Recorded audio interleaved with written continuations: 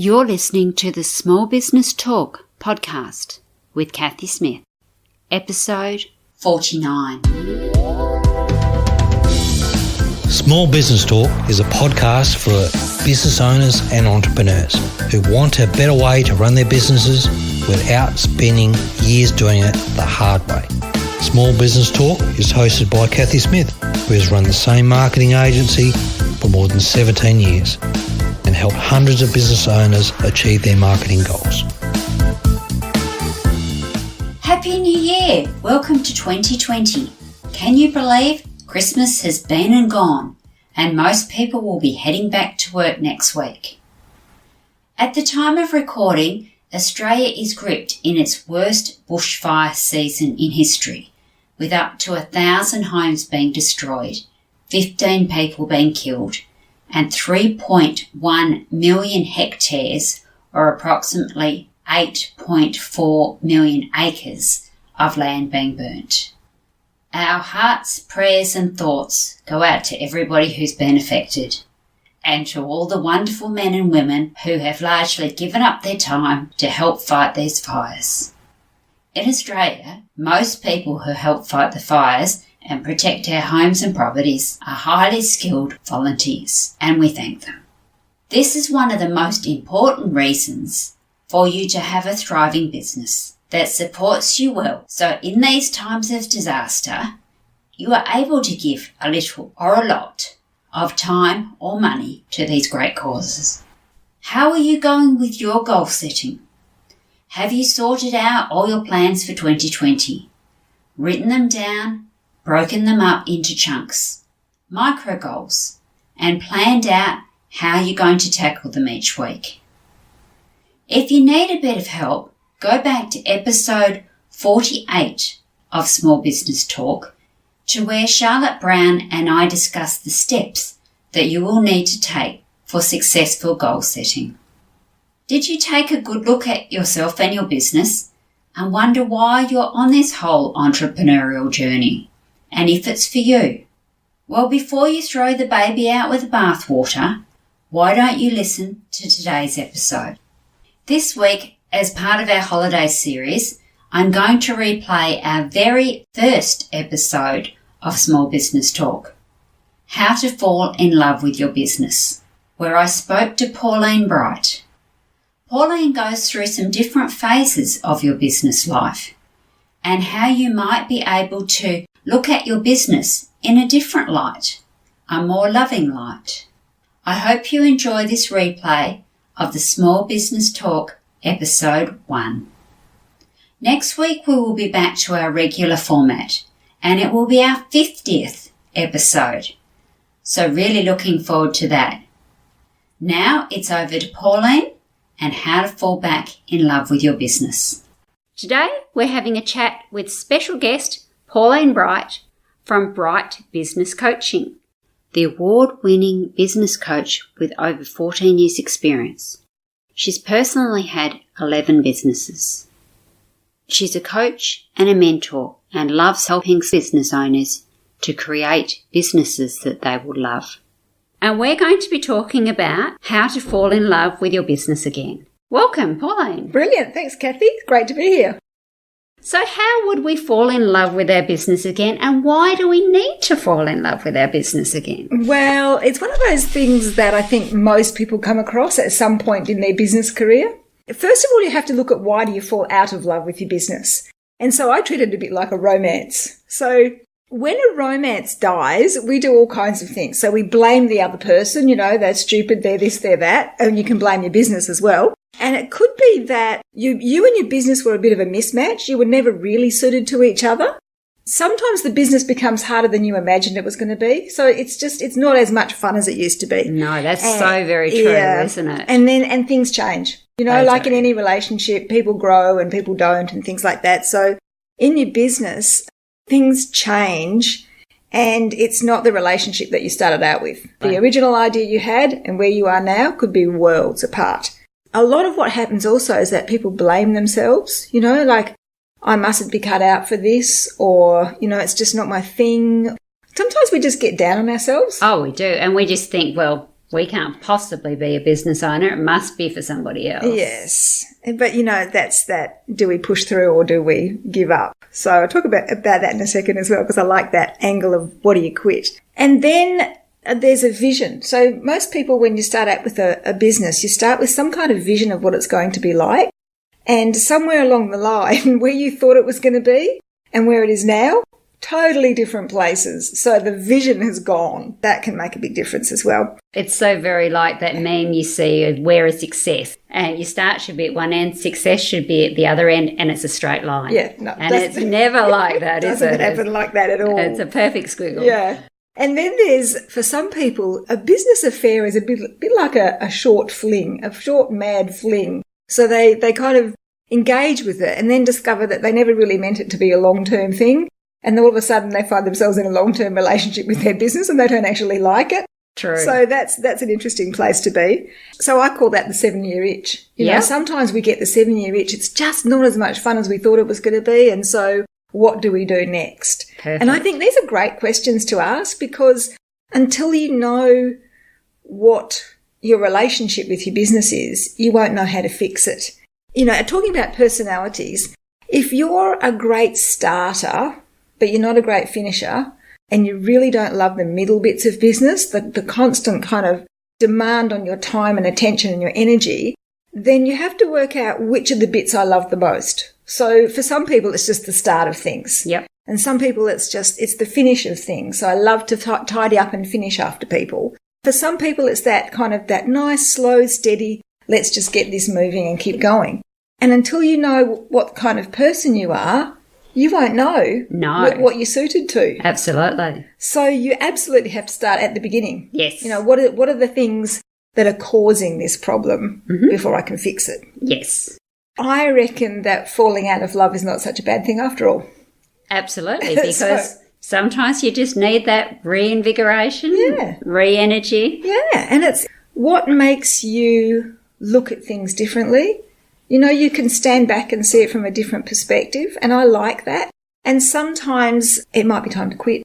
Indeed. I love the way Seth Godin writes about this in The Dip. He says, you don't have to quit everything, but what you quit makes a difference to what you stick with and how the whole thing progresses from there. Perfect. So it might be a case of delegation rather than wrapping up the baby and throwing it out with the bathwater and getting completely out of your business. Yes. And I think that's a shame, because I think that people don't go into a business with the idea of going back to a job that they just left. No, because they couldn't make the business work. They really want the business to work. Yep. And I find it quite distressing to see people go back to something that they just left because they couldn't make the business work.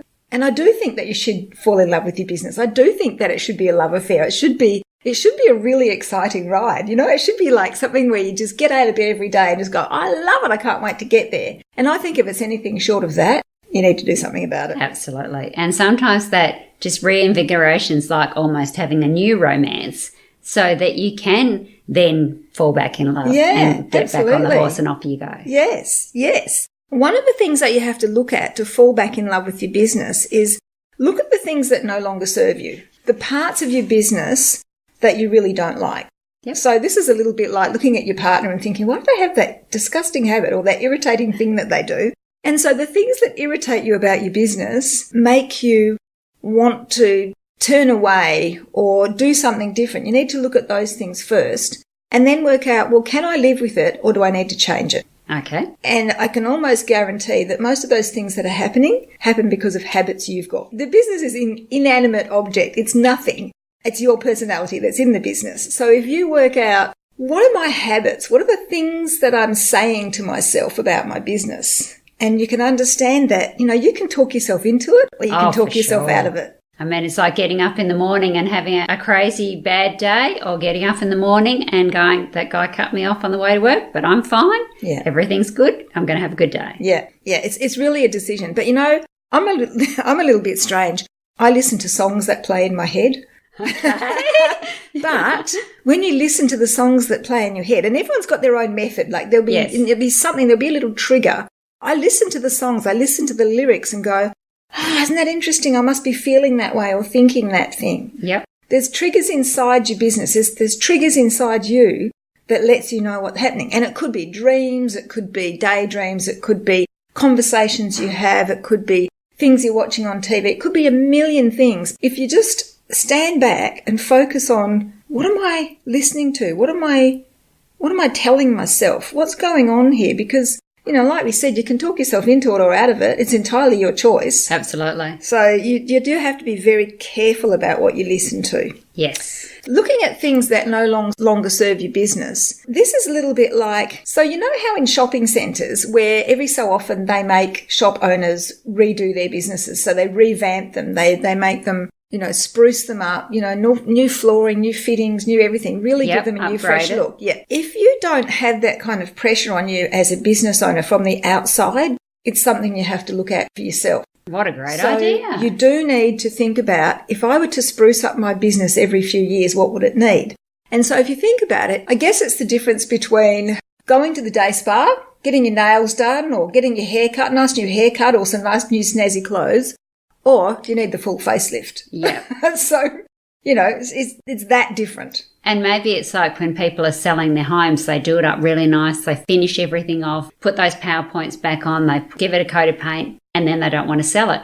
So if you looked at your business like that and gave it that haircut, that spruce up, that paint job, whatever, then now we've got almost a brand new business and we're off and ready to go again. Yeah. It's like giving your business some TLC. Yes. If you were in a relationship with somebody, you wouldn't withhold the cuddles. No. Because they're important. And they're the things that bind it together. Well, this is like giving your business a big cuddle, really, and helping it to just feeling better about it, And if you're the face of the business, if you're the person inside the business, then this holds equally true for you as well. Business owners tend to flog themselves to death. Indeed. Just take everything to the nth degree and try to do too much. And then we fall over. Yes. And then we fall out of love with our business because we blame the business. It's the business's fault that I'm like this, but actually it's not. No. It's you. As a person just going, I have some really bad habits. And sometimes that's quite hard to take. You really got to look yourself in the mirror and go, okay, what am I portraying? What am I putting out there? Yeah. And what am I telling my staff? Absolutely. And if you don't listen to what's going on in your head, if you don't pay attention to that stuff, that's when you fall over and you fall out of love. Absolutely. So, you want to, it's not a bad thing in the sense that it makes you stop and take notice. Wouldn't it be nice just to keep your relationship on an even keel? Yeah, but that's not how humanity is it? That's true. There's some cures. I have some cures. Perfect. That's what we like to hear. The best thing you can do is bring the romance back into your business. Sounds good. What you've got to think about is, are we just going through a bad patch, my business and me, or do we really need to get some counselling? What do we need to bring us up to date, to inject that enthusiasm? This is about honouring yourself as well. One of the things I like to work with is looking at the person who owns the business and thinking about what's happening inside their life. And so if you're under stress, if you don't get enough sleep and you don't eat well and you put yourself under impossible pressure, it's really hard to love your business as well. Because if you don't love yourself, it's very hard to give it out. Absolutely. So you've got to have a look at what are you doing and what are you, the habits you've got, the things that are going on inside your head and how you think about your business. That will make a huge difference. I totally see that. When you know what the problem is, when you know what the problems are, you can start looking for the solution. And Perfect. So by bringing the romance back, I'm talking about really understanding what fires you up. Yep. I think when you're in business, it should be a case of jumping out of bed every day, just thinking, what's next? This is great. What am I going to do next? Unfortunately, we tend to drag ourselves through the morning just going, oh my God, I'm here again and it's Monday. Can't it be Saturday? Yes. So the thing that interests me most is why people are in business. What is it that caused you to go into business? So what do you think, Cathy? There's need for money. Absolutely. But then why wouldn't you go into business if you didn't need money? Lifestyle. You want to be able to work while the kids are at school. Yeah. Or you want to be able to go on holidays. Yeah, absolutely, holidays. Yeah. If you can't have holidays, you're in the wrong business. But how many small business people and business people in general don't schedule their own holidays? Yeah, it's a bit like a honeymoon. You It really need a honeymoon. I think that people go into business with a genuine desire to help people. Yep. And like I said, if you're not helping yourself, it's really hard to help other people. The Absolutely. energy kind of rubs off on those people as well. Yes. And I think we go into business because we find a gap in the market and we think we can do it better. Okay. So if we think we can do it better, then we'd have to work out, well, what does it look like? How do I do it better than other people? And, sometimes I think people just go into business because they're bored. They fall into it and it's like, all of a sudden I found myself in business and I was bored and I didn't know what to do and I thought I'd just keep myself out of mischief. Or I didn't like working for that particular boss, so instead of looking for a new job, I'll make my own. Yes. All of those things are very valid, but until you know what's the outcome, if you're in business to make money, then find out what would make enough money for you to love your business as well. It's not mutually exclusive. So it goes back to your why. There's Simon Sinek. Yeah. What is your why? Yeah. Why are you doing it? Yeah. And for a lot of people, that's probably a very difficult question. And so it's one of those things where you think, well, why am I in business? What is my business giving me that is really enjoyable, that is enhancing my life, not sucking the life out of me? And how many business people do you see that don't love their business anymore? It's totally sucking their life. Yeah. They need to fall back in love with their business. It's like being a zombie, isn't it? You're kind of walking around not really knowing what's going on. Which is totally sad. Yeah. I touched on quitting before. So strategy number 1 is really talking about quitting. The whole idea, if you read Seth Godin's book, The Dip, he talks about being the best in the world. The world is not necessarily global. The world is just the marketplace that you've chosen to serve. So the world could be your local neighbourhood. It could be your state. It could be, your country, whatever it is. As long as you've determined that if I'm going to be the best in my world and in my client's world, if I'm going to be the best in my client's world, I'd have to work out what do they want? What do they want that I can deliver and I can deliver happily and that it really serves me as well. In order to do that, when you look at your business, you're going to have to quit some things.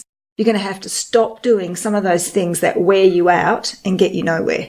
Well, that's a really great way to look at it. If you define your world as a much smaller thing, so like you say, your neighbourhood, your client's neighbourhood or their area, that's far less overwhelming and daunting than thinking of the world as globally. Yeah, that's isn't a it? great way to look at it. I think we've been conned into believing that we all should have a global business. And for a lot of us, that's not where we need to go. It's not the joy. It's not where we're happiest. No, and it's so overwhelming to think about conquering the whole world. Yeah. So that's a great way. And it's really hard to be number one in the world at what you do because there's already lots of other people doing what you do or similar things. And you'd have to find a really unique angle to do things that differently in the global sense. It doesn't really take that much to work in a local sense and become the best, the go-to person in that world. Yes. Because that's way easier and doesn't cost you so much in marketing and effort and time and you'll enjoy it more as well.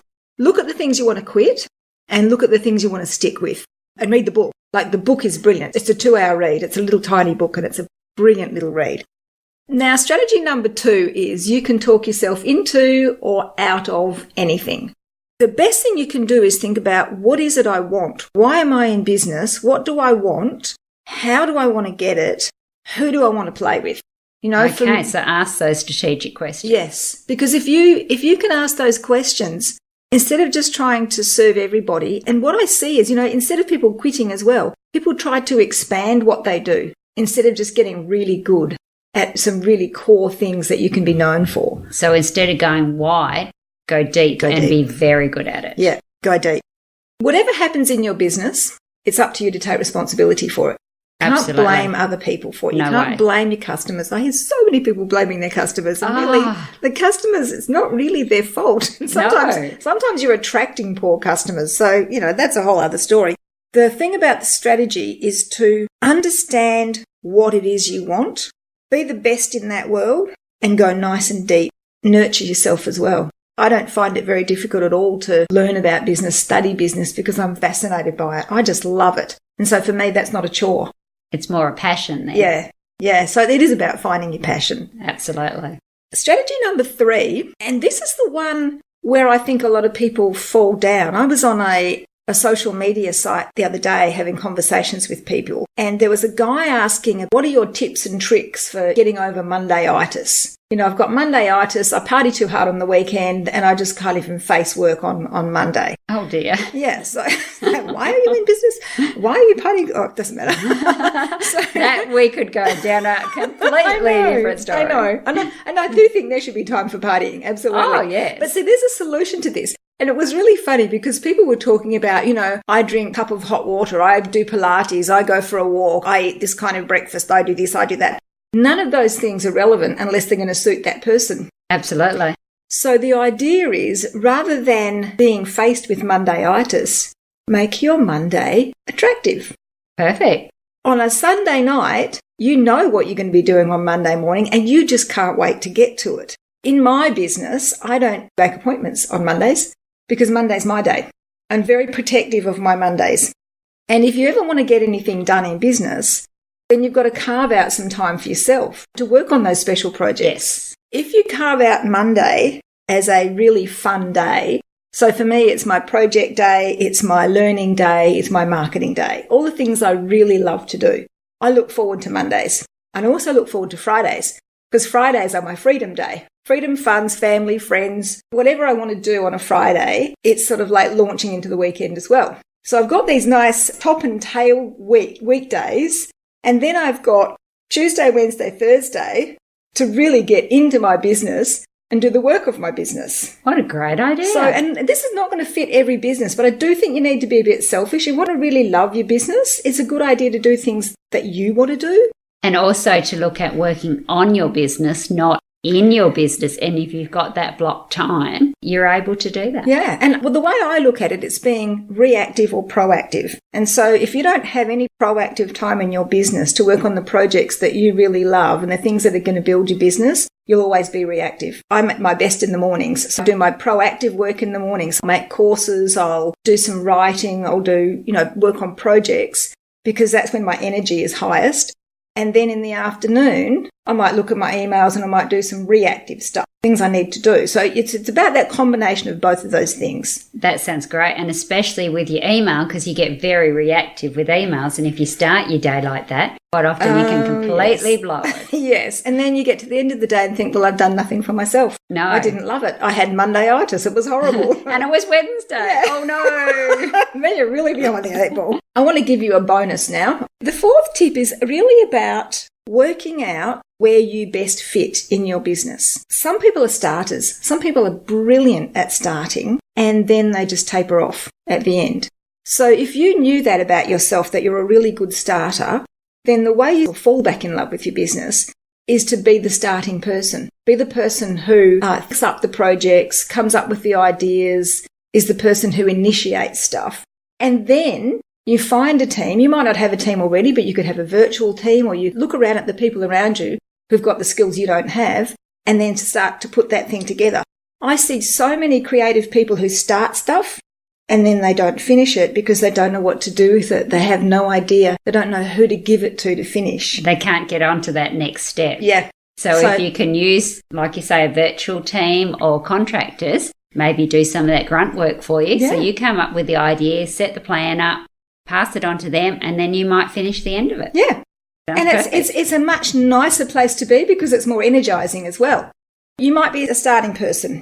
If you were a middle person, then I would say you should be managing your business. If you're the person who likes to control everything and, you're in operations and you're in everything, you know what's going on in your business and you love that and you love working with people, management is probably the best position for you in your business. And so that could be a long-term prospect as well.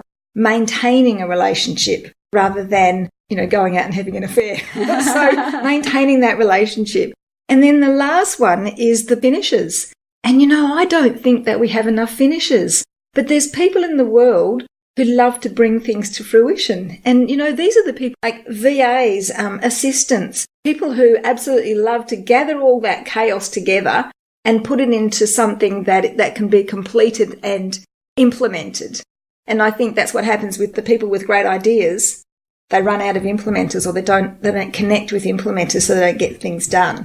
But I think if you can take your business from the starting phase and the ideas that you've got, gather great people around you who can help you with all the middle bits and the finishing bits, you'll enjoy it more. You'll get way more done and you'll enjoy it more. And your business can't help but be successful after you've done that. Sounds perfect. And it sounds like you could give it a nice little haircut, trip to the day spa, and fall in love with your business again. Yeah. Well, that was brilliant. Thank you very much, Pauline. Now go to our final 5. Couple of quick questions. What was the biggest help you received when starting your business? Think about your current one, Bright Business Coaching, or if you've got a particular story that you want to tell us quickly. I think the biggest thing that helped me in business was having a mentor, and my dad was my first mentor. And my dad always said to me, Pauline, you can do whatever you want to do. As long as you know what it is, I'll back you. And I don't think you can replace that kind of faith and belief in somebody. I mean, Dad helped me start my first business, mechanically helped me get the business name and things like that. Having someone believe in me and understand and recognise that I could do good stuff was probably the biggest boost ever. Perfect. Okay, what do you wish you had known when you started out that you know now? You know, sometimes it's better to be blind. Sometimes it's better not to know things. The thing that would have really helped was financial understanding, really understanding how a business works. I was good at the creative side of business. I was interested in the growth and things like that. I was always looking for help, but I really didn't understand the financial side of it. I made that my mission to really get to grips with the financial side of it. And most people go, ugh, can't stand it, hate it. But you know what? It's the oil in the wheels. You have to do it. If you're not making money, you haven't got a business. That's right. Perfect. The next question was, what advice has been given to you by your mentor? So I guess that was your dad. Yeah, I think. What was the best advice given to you by a mentor? The best advice was just have a go. Really, if you think you can do it, go ahead and do it. And you're going to make some mistakes, you're going to fall over, you're going to fail, but you're going to have some great successes as well. And what you focus on is what you get. So, perfect. Yeah, focus on the good stuff. I heard a good analogy today that said when you're training a small child to walk, you never once think that they'll never walk. It's just a case of fall down, pick up, and whether it's 6 months, 12 months, 4 years, you know they're going to walk. So if we had the same faith in ourselves and especially in our businesses, imagine what we could do. Yeah. What is the one thing that you have to do every day? Oh, I have to read. Every day I have to read because I want to be a good writer. I aspire to be a good writer, so I write a lot, but I read a lot as well because I think by reading you get a better sense of how to become a better writer. Writing's all about communicating your message, telling your story, helping people get a better understanding of where you're coming from. Perfect. What is your favourite business book and why? Have you got time for 1 million of them?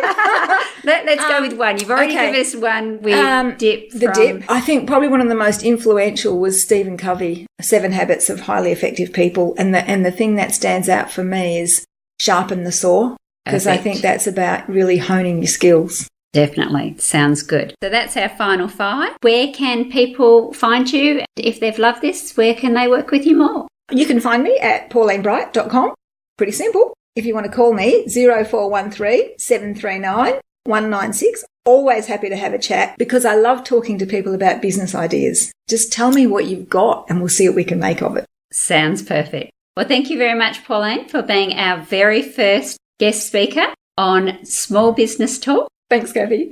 Thanks, Pauline. Next week, we will be back to our regular format, and it will be our 50th episode. So really looking forward to that. Don't forget to subscribe to Small Business Talk podcast and head on over to smallbusinesstalk.com.au/downloads for all the show notes and links to this episode. Remember, to be great, you must start. Pick one tip from today's episode, take action and implement it. Let's meet again next week at the same time and place. Until then, take action. And SBT community, enjoy your journey.